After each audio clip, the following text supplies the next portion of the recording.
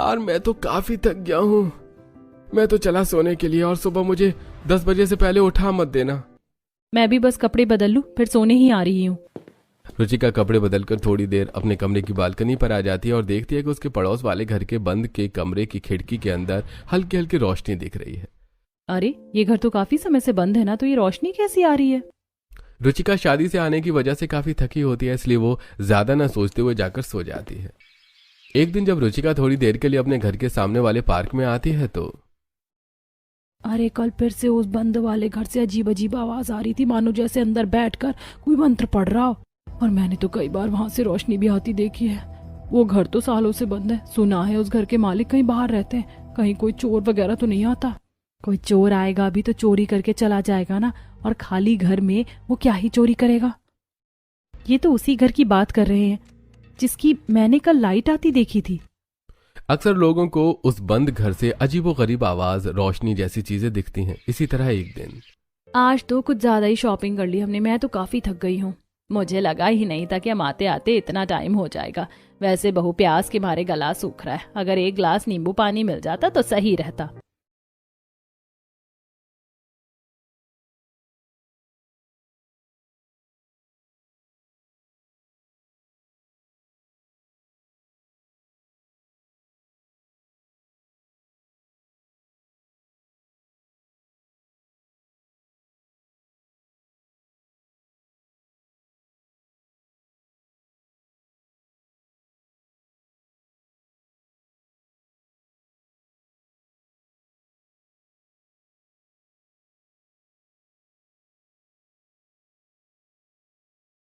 आप लोग बैठिए, मैं जल्दी से नींबू पानी बना कर लाती हूँ। रुचिका जैसे रसोई में जाती है तो देखती है कि रसोई में खड़ी प्रेरणा दूध के गिलास में कुछ मिलाती है, और जैसे वो रुचिका को देखती है वो एकदम से घबरा जाती है। मेरे ख्याल से आपने कुछ दूध में मिलाया ना? मैं दूध में क्या मिलाऊंगी? तुम भी ना। प्रेरणा दूध का गिलास लिए जल्दी से अपने कमरे में आ जाती है, और जैसे ही आशीष वो दूध पीता है तो एकदम से उसका सिर घूमने लगता है और वो बिस्तर पर पड़ते ही सो जाता है। अब तो बस आधी रात होने का इंतजार है। आधी रात होते ही प्रेरणा अब अपने अलमारी के अंदर से एक थैला निकालती है, जिसे लेकर वो घर के पीछे के दरवाजे से उसी पड़ोस वाले घर में जाती है जो सालों से बंद था। वहां जाती प्रेरणा उस थैले के अंदर से अपनी काली साड़ी, काली चूड़ियां, काली बिंदी और साथ ही काले रंग का सिंदूर निकालती है, और वो सब कुछ पहनकर तैयार हो जाती है। तो वहीं उस घर के एक कमरे में पूरा काली विद्या से जुड़ा हुआ सामान था। मुर्दे की मुंडी, नींबू, गुड़िया और एक हवन कुंड भी होता है, जिसे जलाकर प्रेरणा बैठ जाती है और अब मंत्र फूंकने लगती है। ओम भट्ट स्वाहा, ओम भट्ट स्वाहा। प्रेरणा जैसे जैसे उस हवन कुंड में राख डालकर मंत्र पढ़ रही थी तो वहीं उधर आशीष फिर से बेचैन होने लगता है। अपने पति को अपना दीवाना रखने के लिए हर रोज मुझे ये क्रिया करनी पड़ती है। अगर ये क्रिया मैं नहीं करती तो मेरे पहले पति की तरह मेरा दूसरा पति भी मुझे छोड़कर चला जाता। आशुतोष, हमारी शादी को 6 महीने भी नहीं हुए और आप मुझे तलाक दे रहे हैं। क्योंकि मैं अपनी गर्लफ्रेंड मोना को नहीं भूल पाया हूँ। ये शादी मैंने जबरदस्ती में की थी। मैं सिर्फ मोना से प्यार करता हूँ, समझी तुम? लेकिन आशुतोष, फिर मेरा क्या होगा? प्लीज मुझे तलाक मत दीजिए। अगर ये सारी विद्या मुझे पहले आती तो मैं आशुतोष को कभी भी जाने नहीं देती। लेकिन कहते हैं ना, जो होता है अच्छे के लिए होता है। आज आशुतोष से अच्छा पति है मेरे पास, जो मेरे एक इशारे पर सर्कस के जोकर की तरह नाचता है। प्रेरणा की आशीष से ये शादी दूसरी शादी थी। 12 साल पहले प्रेरणा के घर वाले उसकी शादी एक आशुतोष नाम के लड़के से करवा देते हैं, लेकिन शादी के 6 महीने के अंदर ही आशुतोष अपनी एक गर्लफ्रेंड के चलते प्रेरणा को तलाक दे देता है। और जब प्रेरणा की शादी आशीष से होती है तो अपने वही पुराने डर की वजह से प्रेरणा अब आशीष पर काला जादू करती है, जिससे चलते आज शादी के 11 साल के बाद भी आशीष प्रेरणा का दीवाना था। अपनी सारी काली विद्या पूरी करके प्रेरणा अब दोबारा अपने पुराने कपड़ों में आ जाती है और उसी पीछे के रास्ते से वापस घर में आ जाती है, और इसी तरह ये सिलसिला चलता रहता है। अरे आपका तो रोज का नाटक हो गया। जाइए, मुझे नहीं करनी आपसे बात।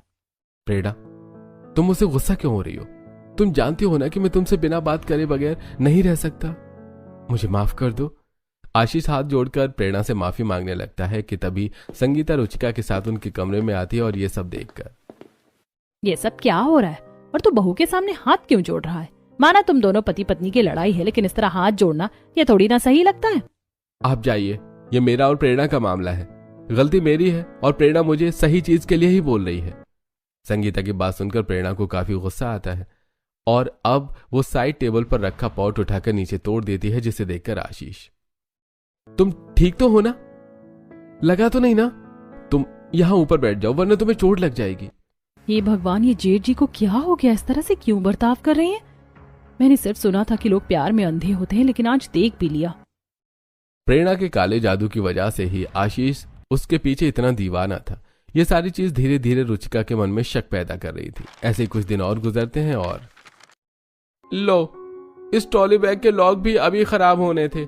एक काम करो, तुम जाकर भाभी के कमरे से ट्रॉली बैग ले आओ, उनकी अलमारी में रखा है, वरना मैं ट्रेन के लिए लेट हो जाऊंगा। रुचिका कमरे में आती है और देखती है कि कोई नहीं है। ये देखकर रुचिका अब खुद ही टेबल पर चढ़कर अलमारी के ऊपर रखा ट्रॉली बैग उतारने लगती है कि तभी उसे उस ट्रॉली बैग के पीछे एक काले रंग का थैला दिखता है, जिसे जब रुचिका खोलती है तो उसकी आंखें फटी की फटी रह जाती हैं। उस थैले के अंदर आशीष की फोटो, सिंदूर, नींबू, लाल मिर्च, सुई और गुड़िया जैसी चीजें थी। ये भगवान, ये तो वैसी ही चीज है जो उस दिन मुझे घर के पीछे दिखी थी। इसका मतलब। रुचिका इससे पहले कुछ कहती कि तभी उसे कमरे का दरवाजा खुलने की आवाज आती है और अब जल्दी से रुचिका वापस थैला उसी जगह पर रख देती है। और जैसी प्रेरणा कमरे में आती है तो तुम मेरे कमरे में क्या कर रही हो और टेबल पर क्यों चढ़ी हो? जेठानी जी, केतन बाहर जा रहे थे ना, तो उन्हें आपका ट्रॉली बैग चाहिए था। आप थी नहीं तो मैं ही निकालने लग गई। रुचिका जल्दी से ट्रॉली बैग लेती है और बाहर आ जाती है और अब इस चीज के बारे में पूरा दिन सोचने लगती है, जिसे देखकर महिमा, भाभी सुबह से देख रही हूँ, पता नहीं किस ख्याल में खोई हुई हो आप। आपकी तबीयत तो ठीक है ना? मैं तुम्हें कुछ बताऊं? मुझे पता है तुम यकीन नहीं करोगी। रुचिका डरते डरते महिमा को सारी बात बताती है, जिसे सुनकर महिमा भी दंग रह जाती है। भाभी सच कहूँ तो मुझे भी कभी कभी ऐसा ही लगता है। मेरे साथ भी ऐसी चीज हो चुकी है। 4 महीने पहले की बात है। इतने छोटे छोटे बाल किसके जमा कर रखे हैं आपने? शायद भैया के हैं। आप इन्हें फेंक क्यों नहीं देती? नहीं, मैं इन्हें संभाल कर कहीं दूर फेंक आऊंगी, तो ये डब्बा वापस रख दो। और मैंने भाभी को भैया के कुछ पुराने कपड़े बाहर ले जाते हुए देखे थे। माना पति पत्नी में प्यार होता है, लेकिन इतना भी नहीं जितना भैया करते हैं। भाभी, मुझे तो आपकी बातों पर पूरा पूरा यकीन है। अब ये सब सच है या झूठ, इसका पता तो हमें लगाना ही होगा। रुचिका और महिमा प्रेरणा पर नजर रखने लगते हैं। इसी तरह 2-4 दिन गुजर जाते हैं और आज फिर से प्रेरणा रात के तकरीबन 1 बजे घर के पीछे दरवाजे से निकलकर पड़ोस वाली घर की तरफ जा रही होती है, जिससे बालकनी पर खड़ी रुचिका देख लेती है। ये इतनी रात में जेठानी जी कहाँ जा रही है, वो भी घर के पिछले दरवाजे से? इनका पीछा करना होगा। रुचिका जल्दी से नीचे आती है और जब घर के पीछे दरवाजे से बाहर निकलती है तो देखती है कि दूर दूर तो उसकी जेठानी नहीं है। अरे मेरी जेठानी है, ये मिस्टर इंडिया जो पलक झपकते ही गायब हो गई। आखिर ये गई कहाँ? रुचिका आसपास अपनी जेठानी को काफी ढूंढती है, लेकिन उसे कहीं पर भी प्रेरणा नहीं मिलती और अब हार कर रुचिका वापस घर के अंदर आ जाती है। तो वहीं दूसरी तरफ प्रेरणा अपने पड़ोस वाले घर में बैठकर फिर से अपनी काली विद्या को अंजाम दे रही होती है। प्रेरणा सिलबट्टे पर हड्डी पीसती है। चमगादड़, सांप और गिरगिट की हड्डी मिलाकर मैंने ये पाउडर तैयार कर लिया। पहले वाले से ज्यादा ताकतवर है ये। अपने काले जादू का इस्तेमाल करते हुए प्रेरणा अलग अलग जानवरों की हड्डियों का पाउडर बनाकर अपने पति के खाने और दूध में मिलाकर उसे देती थी। इसी तरह 2-4 दिन गुजर जाते हैं और आज प्रेरणा फिर से अपने पति के कुछ कपड़े और उसके रोजमर्रा का इस्तेमाल होने वाला सामान लेकर घर से निकल जाती है, जिसे देखकर महिमा और रुचिका, भाभी यही मौका है इनका पीछा करने का और ये पता लगाने का कि ये कहाँ जाती हैं। थोड़ा संभल के, कहीं उनकी नजर हम पर ना पड़ जाए।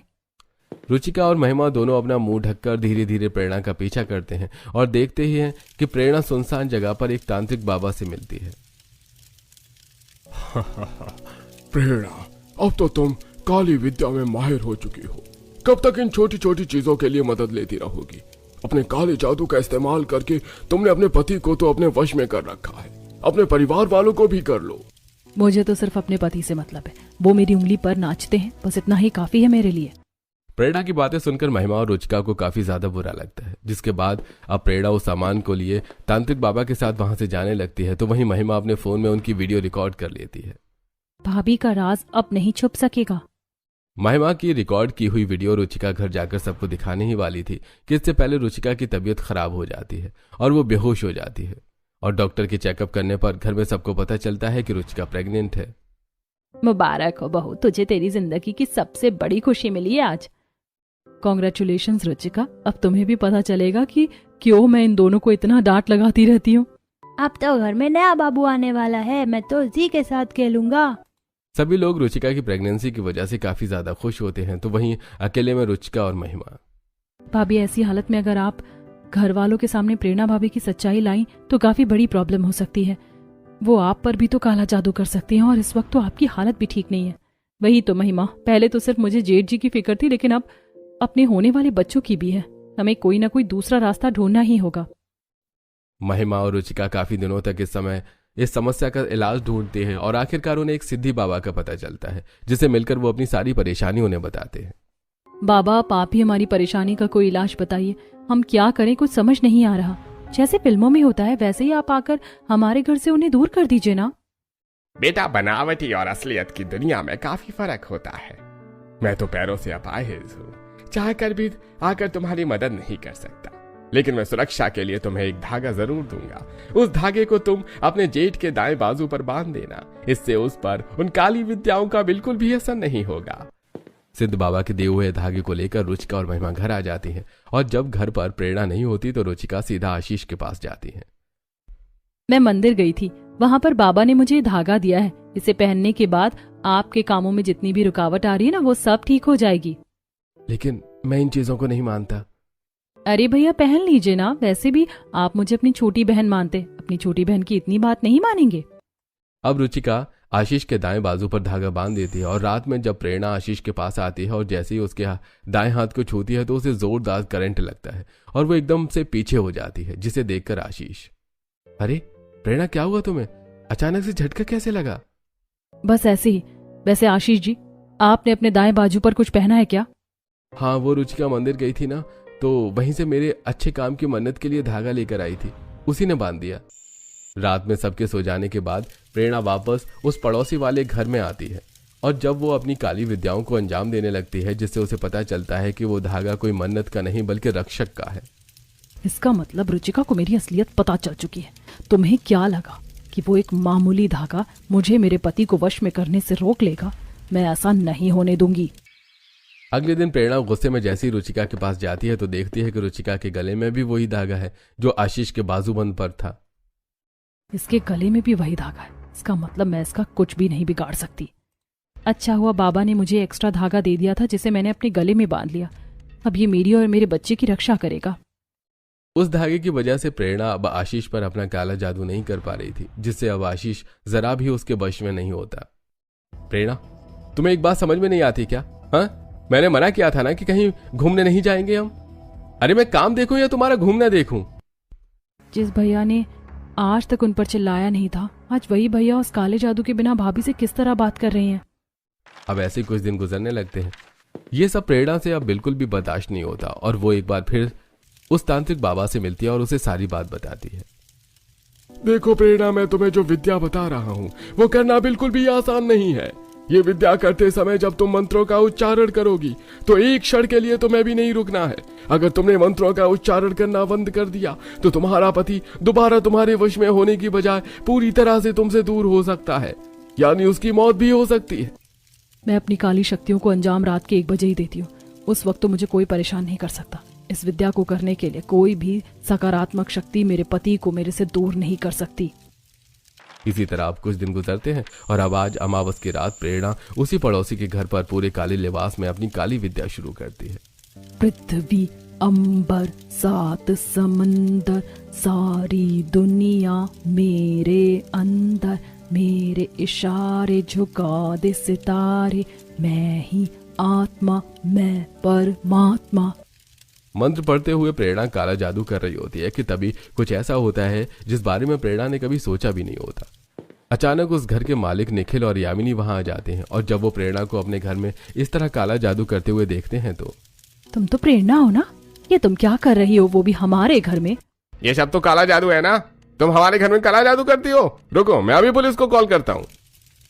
उन्हें देखकर प्रेरणा एकदम से चुप हो जाती है और उसके मंत्रों का उच्चारण रुक जाता है, जिससे उल्टा असर अब आशीष पर होता है और उसकी हालत काफी खराब हो जाती है। सभी घर वाले आधी रात आशीष के चिल्लाने की आवाज सुनकर उसके कमरे में आते हैं और उसकी ऐसी हालत देखकर उसे फौरन डॉक्टर के पास ले जाते हैं। तो वहीं प्रेरणा भी अस्पताल आती है, और अब सभी घर वालों के सामने आखिरकार प्रेरणा की सच्चाई सामने आ ही जाती है। अभी तक रिपोर्ट से पता नहीं चल पाया है कि उन्हें क्या हुआ है। हम फिर भी उन्हें बचाने की पूरी कोशिश करेंगे। ये सब कुछ काली डायन की वजह से हुआ है। अरे मेरा बेटा तुझे इतना प्यार करता था तो। माँ सब कह रहे पापा को आपने चोट पहुंचाई है, आप चुप क्यों हो माँ, जवाब दो ना। अरे इसके पास कोई जवाब होगा तभी तो ये कुछ बोलेगी। हमारे पड़ोस के घर में जाकर काला जादू करती थी, हम तुझे कभी माफ नहीं करेंगे। सभी घर वाले प्रेरणा से काफी ज्यादा गुस्सा थे। तो वहीं जिस पति को हमेशा अपने साथ रखने के लिए प्रेरणा ये सब कर रही थी, आज उसी पति की ऐसी हालत देखकर प्रेरणा को काफी दुख होता है और अब वो इतने सालों में पहली बार सच्चे दिल से अपने पति के लिए भगवान से प्रार्थना करती है। मैं जानती हूँ आप मेरी प्रार्थना कभी नहीं स्वीकार करेंगे, लेकिन जिस इंसान को आप पर इतना भरोसा था आप उसकी रक्षा तो करेंगे ना। हे भगवान मेरे पति की जान बचा लीजिए। काफी देर के डॉक्टर के ट्रीटमेंट के बाद आखिरकार आशीष रिकवर होने लगता है और अब सभी आशीष से मिलने वार्ड में आते हैं, जहां अपनी पत्नी को देखकर आशीष, अरे तुम कैसी हो प्रेरणा, और ये रो रो कर तुमने क्या हाल बना लिया है। तुम जानती हो ना मुझे नहीं पसंद कि तुम रो। तेरा दिमाग तो नहीं खराब हो गया है? अरे तू जानता भी है इसने इतने सालों से तुझ पर काला जादू करके रखा हुआ था ताकि तू उसके वश में रहे। मैं जानता हूं कि प्रेरणा ने मुझ पर काला जादू कर रखा था। उस दिन जब प्रेरणा मेरे दूध में कुछ मिला रही थी तो मैंने देख लिया था। उस रात मैंने वो दूध पीने का सिर्फ नाटक किया था और सारा दूध फेंक दिया था, और जब प्रेरणा को लगा कि मैं सो गया तो मैंने प्रेरणा का पीछा किया और सब अपनी आंखों से देख लिया। मैं तो बस यही चाहता था कि प्रेरणा मुझे खुद सच्चाई बताए। प्रेरणा आखिरकार तुम्हें क्यों ऐसा किया? मैं तुमसे इतना प्यार तो करता हूँ। आप तो जानते हैं कि मेरी पहली शादी सिर्फ 6 महीने के अंदर ही टूट गई। उस आदमी ने किसी और लड़की के लिए मुझे तलाक दे दिया। आपसे शादी करने के बाद शुरुआत में सब कुछ ठीक रहा, लेकिन आपको वो अपनी सहेली पूजा याद है? आप उससे कितना घुलते मिलते थे। इसी इनसिक्योरिटी की वजह से मैं डरने लगी और मैंने ये कदम चुना। प्रेरणा वो सिर्फ मेरी एक अच्छी दोस्त थी और अब तो मुझे सालों हो गए हैं उससे बात करे। सिर्फ 11 साल ही तो क्या, अगर 11 जन्म भी होगा ना तो भी मैं तुमसे उतना ही प्यार करूंगा जितना आज करता हूँ। मेरा प्यार पाने के लिए तुम्हें काले जादू की कोई जरूरत नहीं है। मुझे माफ कर दीजिए, मुझसे बहुत बड़ी गलती हो गई। आशीष के समझाने पर अब सारे घर वाले भी प्रेरणा को माफ कर देते हैं। तो वहीं अब यामिनी और निखिल भी प्रेरणा पर कोई केस नहीं करते और ऐसे ही कुछ दिन गुजर जाते हैं। देखो मैं तुम्हारे लिए क्या लेकर आया हूं। जिस तरह से ये गजरे खुशबू से महक रहे हैं ना, उसी तरह से हमारा प्यार भी हमेशा महकता रहेगा। मैं बहुत खुश नसीब हूँ कि मुझे आप जैसा जीवन साथी मिला।